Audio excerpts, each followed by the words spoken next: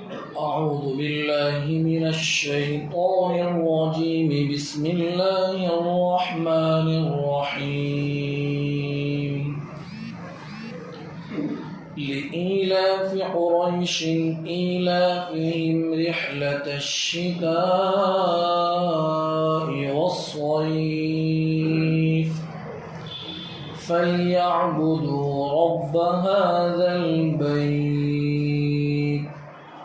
الذي أطعمهم من جوع وآمنهم من خوف صدق الله العظيم.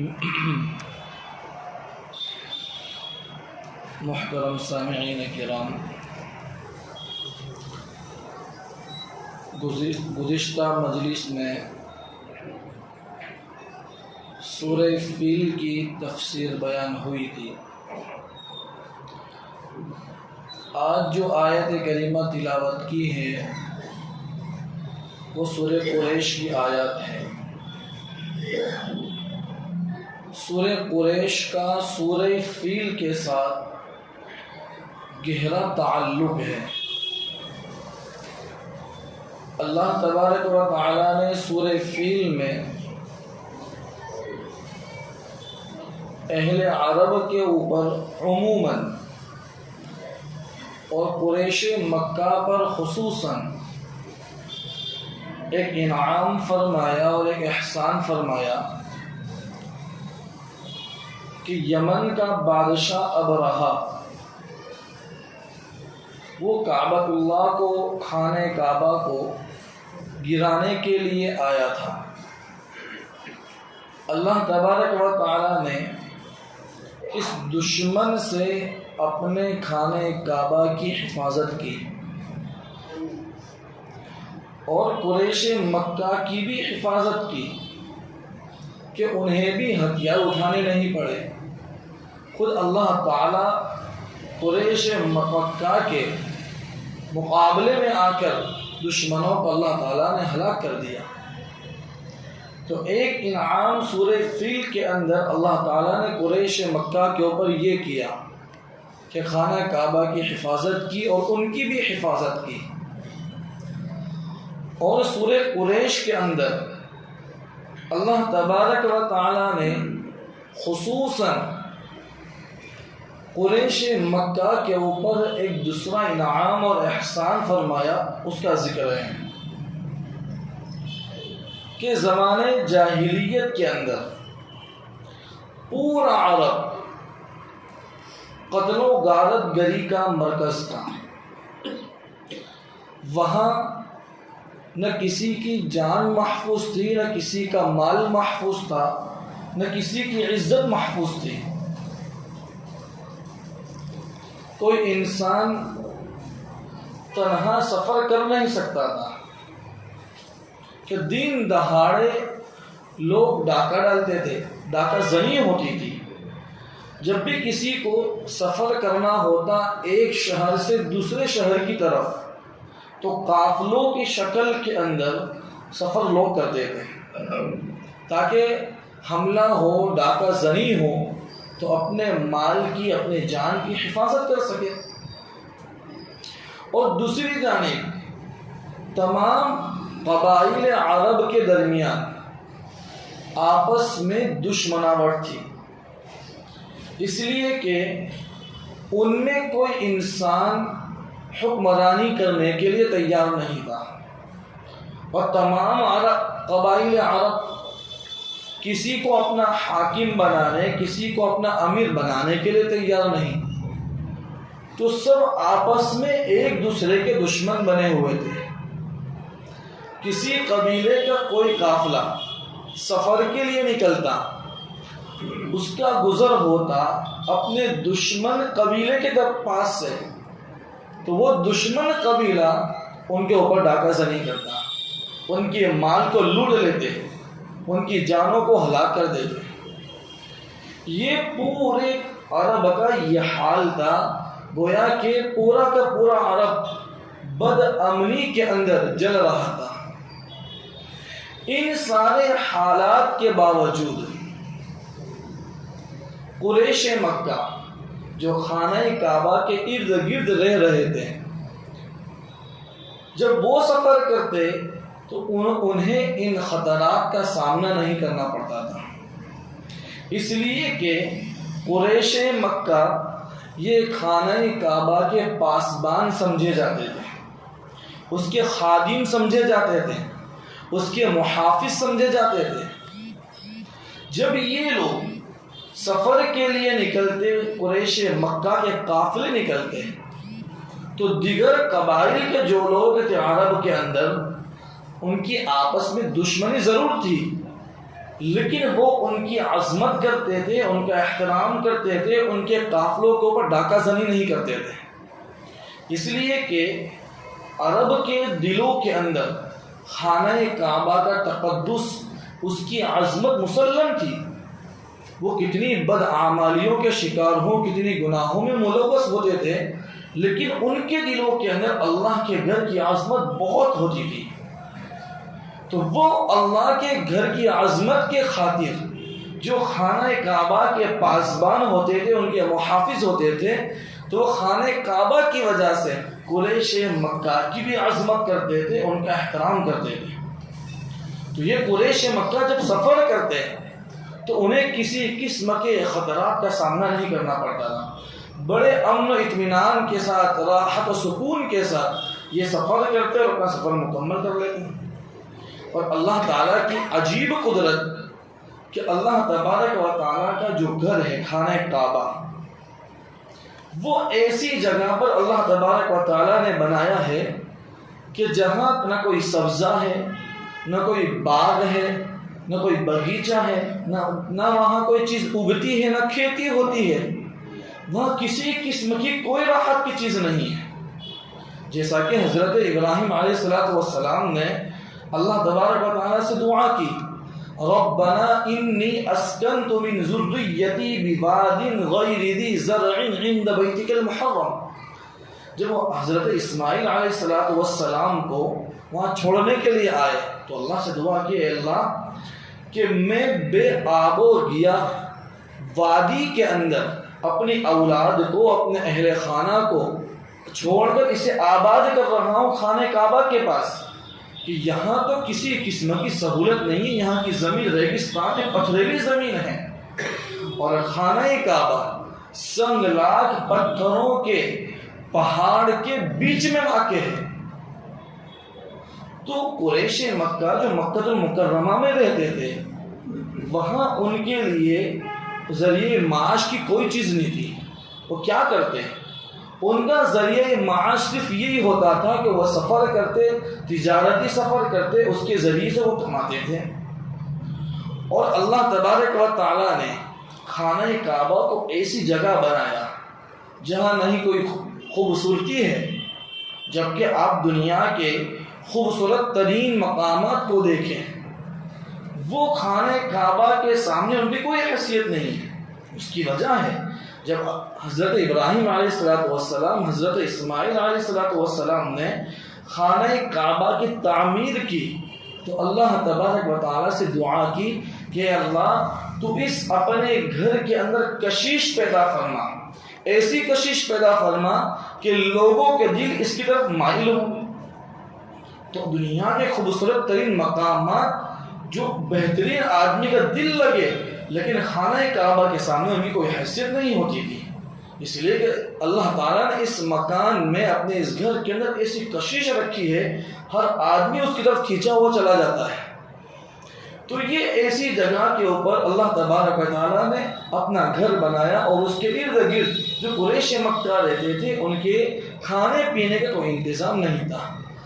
تو اس سورہ مبارکہ کے اندر یہ بتلایا جا رہا ہے کہ قریش مکہ اپنے ذریعہ معاش کے لیے سال میں 2 مرتبہ سفر کرتے تھے۔ ایک سفر کرتے تھے ملک شام کا، اور دوسرا سفر کرتے تھے ملک یمن کا۔ ملک شام اور ملک یمن یہ دونوں ایسے ملک ہیں، سرسبز و شاداب ملک، جہاں ہریالی، خوبصورتی، ٹھنڈک وغیرہ تو قریش مکہ گرمیوں کے موسم میں شام کا سفر کرتے تھے، اس لیے کہ شام میں ٹھنڈک ہوا کرتی تھی ملک شام کے اندر، اور ٹھنڈیوں کے موسم کے اندر ملک یمن کا سفر کرتے تھے۔ تو یہ لوگ یہاں سے جاتے قافلوں کی شکل کے اندر اور وہاں جا کر تجارت کرتے اور وہاں سے سامان خرید کر لے کر آتے تھے مکہ المکرمہ کے اندر، اور وہاں سے جو سامان خرید کر لاتے تھے وہ مکہ کے اندر بھی فروخت کرتے بیچتے، اور عرب کے جو دیگر قبائل تھے انہیں بھی بیچتے تھے۔ اور دوسرا یہ کہ خانہ کعبہ یہ اللہ تعالیٰ کا گھر تھا، مکہ المکرمہ کے اندر واقع ہے، ہر سال لوگ وہاں خانہ کعبہ کا حج کرنے کے لیے آتے تھے، پورے سال کوئی نہ کوئی عمرہ کرنے کے لیے آ رہا ہے، کوئی نہ کوئی طواف کرنے کے لیے آ رہا ہے، تو واردین کا سلسلہ پورے سال لگا رہتا تھا۔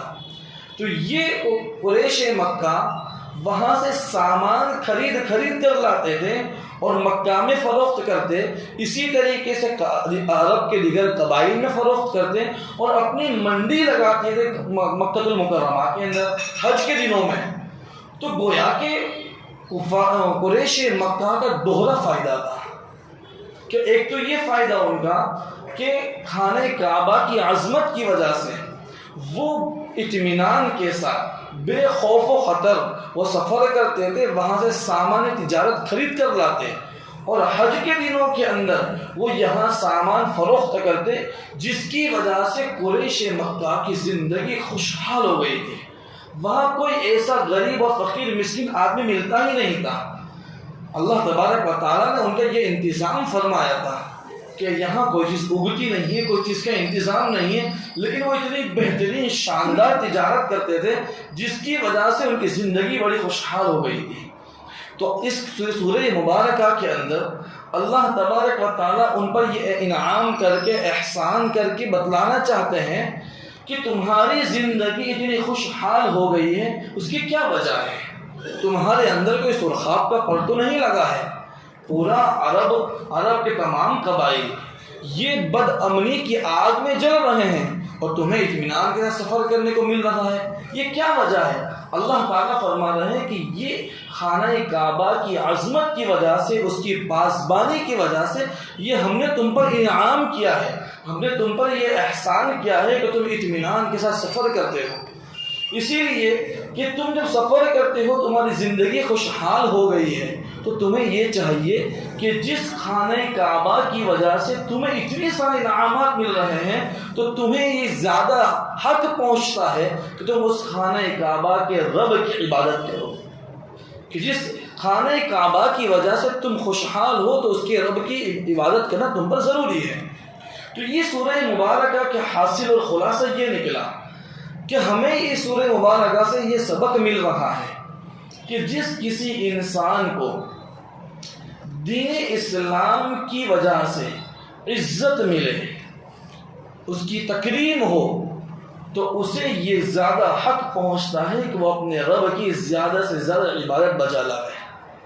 اللہ تعالیٰ کی عبادت کرنا، اللہ کو ایک ماننا، یہ تو ہر ایک پر ضروری ہے، لیکن جس انسان کی، جیسا کہ حضرات علماء کرام، ہمارے حضرات مبلغین کرام، کہ ان کی عزت کیوں ہوتی ہے؟ ان کی عزت کیوں ہوتی ہے؟ علم کی وجہ سے، ان کی دینی خدمات کی وجہ سے۔ جب اللہ تعالیٰ علم کی بنیاد پر علماء کو عزت دے رہا ہے، جن کی خدمت کی بنیاد پر اللہ تعالیٰ دینداروں کو اللہ عزت دے رہا ہے، تو یہ ان کے اوپر شکر کرنا یہ زیادہ ضروری ہے دوسرے لوگوں کے مقابلے کے اندر، کہ تم اللہ تعالیٰ کی عبادت زیادہ کرو، اللہ کے سامنے جھک کر زیادہ رہا کرو۔ اسی لیے ایک حدیث کے اندر جب سے وہ حدیث ہم نے پڑھی ہے، سنی ہے، تو بدن کے رونگٹے کانپ جاتے ہیں کہ جس حدیث کے اندر اللہ کے رسول صلی اللہ علیہ وسلم نے یہ ارشاد فرمایا کہ قیامت کے دن 3 طرح کے لوگوں سے جہنم کو دہکایا جائے گا۔ ان میں ایک آدمی سر فہرست اللہ کے رسول صلی اللہ علیہ وسلم نے ذکر فرمایا کہ وہ عالم جس نے علم اس بنیاد پر سیکھا کہ لوگ مجھے عالم کہے، مجھے علامہ کہے، قرآن کریم کو بہترین آواز سے اس لیے پڑھا کہ لوگ مجھے قاری کہیں، مجھے اچھا پڑھنے والا کہیں، لوگوں کی واہ واہ کی خاطر اس نے یہ عمل کیا، کل قیامت کے دن اللہ تبارک و تعالیٰ ایسے لوگوں سے سب سے پہلے اپنی جہنم کو گرم کریں گے۔ پھر حدیث کیا نا، دوسرا وہ آدمی جس کو اللہ تعالیٰ نے حلال مال و دولت دی، اور مال و دولت نے وسعت دی، لیکن وہ اللہ کے راستے میں مال و دولت کو اس لیے خرچ کر رہا ہے کہ تاکہ میں لوگوں کے درمیان بڑا سخی داتا کہلاؤں، لوگوں کا حاجت پوری کرنے والا سمجھا جاؤں۔ اللہ تبارک و تعالیٰ کل قیامت میں پوچھیں گے کہ تم نے مال اس لیے خرچ کیا تھا تاکہ لوگ تمہیں سخی کہیں، لوگوں نے تمہیں سخی کہہ دیا، تمہارے مال خرچ کرنے کی ہمیں پرواہ نہیں، اسے جہنم میں ڈالو۔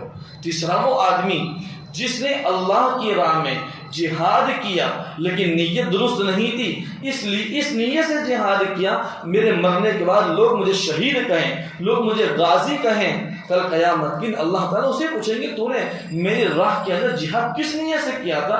وہ کہے گا اللہ تجھے راضی کرنے کے لیے میں نے کیا تھا، تیری کلمے کو بلند کرنے کے لیے کیا تھا۔ اللہ کہے تو جھوٹ بول رہا ہے، تیری نیت تو یہ تھی تجھے لوگ شہید کہیں، لوگ تجھے غازی کہیں، لوگوں نے کہہ دیا تیرا شوق پورا ہو گیا، تو نے یہ کام ہمارے لیے نہیں کیا تھا، اس لیے جہنم میں ڈالا جائے گا۔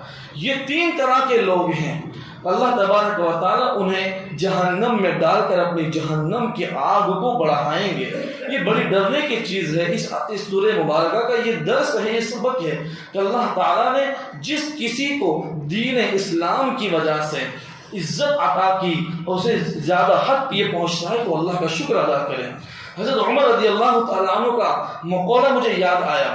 حضرت عمر رضی اللہ تعالیٰ عنہ جب امیر المؤمنین بنے ہیں تو ایک مرتبہ کہنے لگے کہ اپنی ذات کو مخاطب کرتے ہوئے کہ اے عمر ابن خطاب، تو وہ انسان ہے کہ تجھے تو پیشاب کرنے کا طریقہ بھی نہیں آتا تھا، تو اونٹ چراتا تھا اور کھڑے کھڑے پیشاب کیا کرتا تھا۔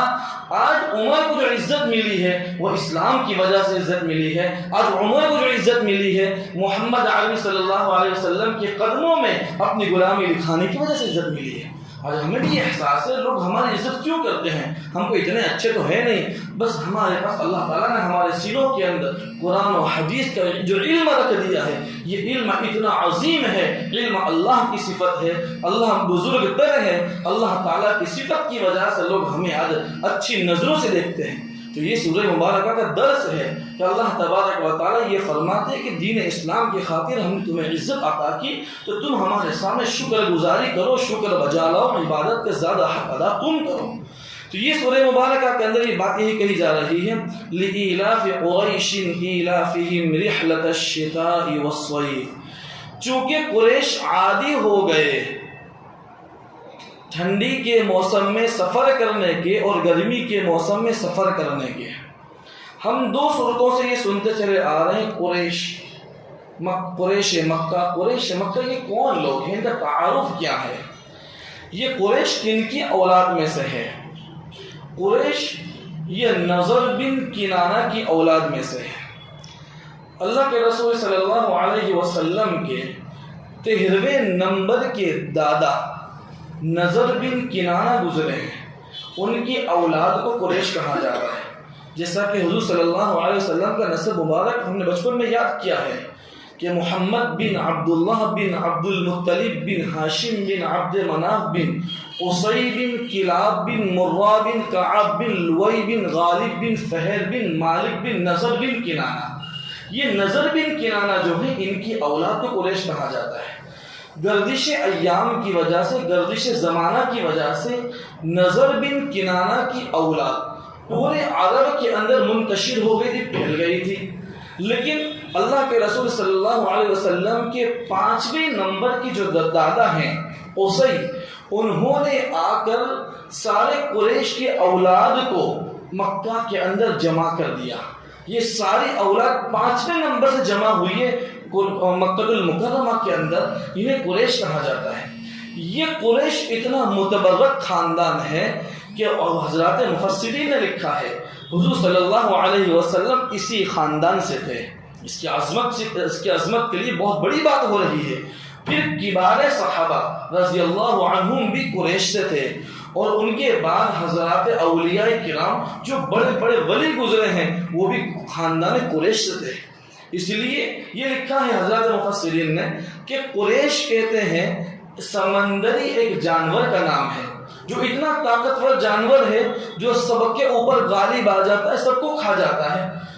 چونکہ یہ خاندان اپنی فصاحت و بلاغت میں، اپنی سخاوت و شجاعت میں اتنا آگے تھا، سب پر غالب تھا کہ اس کا نام قریش رکھ دیا گیا۔ یہ قریش کا مختصر تعارف ہے کہ لإلاف قریش، کہ چونکہ قریش عادی ہو گئے، کس کے عادی ہو گئے؟ ٹھنڈی کے موسم میں اور گرمی کے موسم میں سفر کرنے کے عادی ہو گئے۔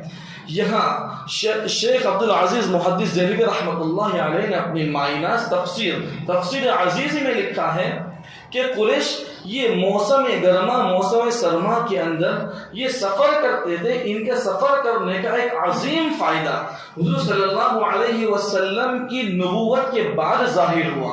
وہ فائدہ کیا ظاہر ہوا کہ حضرات صحابہ کرام رضوان اللہ تعالی علیہم اجمعین دین کی خاطر، اشاعت دین کے لیے، جہاد فی سبیل اللہ کے لیے وہ سفر کرتے تھے، تو سفر کرنا انہیں مشکل معلوم نہیں ہوتا تھا۔ کیوں مشکل معلوم نہیں ہوتا تھا؟ کہ انہوں نے ان کی عادت بن چکی تھی ایسے موسموں میں، سخت ٹھنڈی کے موسم میں، سخت گرمی کے موسموں میں وہ پہلے سے سفر کر چکے تھے، ان کی عادت بن گئی تھی۔ جب وہ دنیا کے اندر دین کے خاطر سفر کرنے لگے، یہ سفر ان کے مشکل نہیں گزرتے تھے۔ یہاں تک کہ حضرات صحابہ نے مدینہ سے لے کر قسطنطنیہ تک، کابل و اندلس تک حضرات صحابہ نے ایسے کڑے سفر کر کر کے دین اسلام کو پہنچایا ہے۔ یہاں اس سورہ مبارکہ کے اندر اللہ تبارک و تعالیٰ نے تین احسان بیان فرمائے۔ پہلا انعام تو یہ ہے کہ گرمی اور ٹھنڈی کے موسم میں یہ قریش مکہ بے خوف و خطر تجارتی قافلے لے کر سفر کرتے تھے۔ یہ بہت بڑا انعام تھا اس زمانے کے لحاظ سے۔ دوسرا انعام یہ فرمایا الذی اطعمہم من جوع، کہ جس رب نے تمہیں بھوک کی حالت میں کھانا کھلایا۔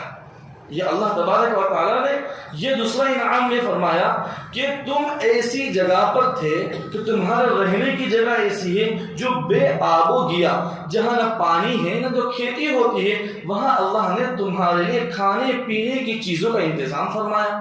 اور تیسرا انعام یہ فرمایا وآمنہم من خوف، کہ انہیں خوف سے اللہ تعالیٰ نے امن و امان عطا فرمایا۔ کیا مطلب؟ کہ وہ ایسی جگہ پر تھے جہاں کوئی امن قائم کرنے والی حکومت نہیں تھی، اس کے باوجود یہ بے خوف و خطر سفر کرتے تھے اور ان کے قافلے بغیر لوٹے وہ اپنے مقام پر پہنچتے تھے۔ جیسا کہ اللہ کے رسول صلی اللہ علیہ وسلم مدینہ منورہ تشریف لے آئے، اس کے بعد اس انداز لگائیں کہ یہ قریش مکہ کے جو قافلے جاتے تھے تجارت کے، اتنے بڑے بڑے قافلے جاتے تھے جو ہزاروں اونٹوں کے اوپر مشتمل ہوتے تھے۔ جیسا کہ ہم جانتے ہیں کہ ابو سفیان اس وقت ایمان نہیں لائے تھے، وہ ملک شام کے اندر سفر کر قریش مکہ کا یہ قافلہ لے کر گئے تھے۔ وہ قافلے کے اندر 1000 اونٹ تھے اور 1000 اونٹوں کے اوپر سامان تجارت لدا ہوا تھا۔ اللہ کے رسول صلی اللہ علیہ وسلم کو پتا چلا کہ ابو سفیان قریش مکہ کا تجارت قافلہ لے کر آ رہے ہیں، تو حضرات صحابہ نے پھر اس کی جو کارروائی ہوئی ہے، اس کے بعد جو غزوہ بدر وجود میں آئی ہے، وہ اسی وجہ سے آئی ہے۔ قرآن مجید میں اس کا اشارہ ہے کہ ان کے قافلے بڑے مضبوط ہوا کرتے تھے، بڑے دیکھنے کے لائق ہوا کرتے تھے۔ تو اللہ تعالیٰ نے اس سورہ مبارکہ کے اندر ان پر جو انعام فرمایا اس کا ذکر فرمایا۔ پھر آگے فرمایا ابن کثیر رحمۃ اللہ علیہ نے کہ دیکھیے کہ جو انسان اس سورہ مبارکہ کے مطابق اللہ تعالیٰ کی عبادت کرے گا، اللہ تبارک و تعالیٰ اسے دنیا کے اندر بھی اور آخرت کے اندر بھی امن و امان عطا فرمائیں گے۔ اور جو کوئی انسان اس سے انحراف کرے گا، اللہ تبارک و تعالیٰ دونوں نعمتیں، دونوں امن چھین لیں گے۔ جیسا کہ قرآن مجید میں اللہ تعالیٰ نے ارشاد فرمایا ضرب اللہ مثلا قریۃ آمنۃ مطمئنۃ یأتیہا رزقہا رغدا من کل مکان فکفرت بانعم اللہ فاذاقہم اللہ لباس الجوع والخوف بما كانوا يصنعون۔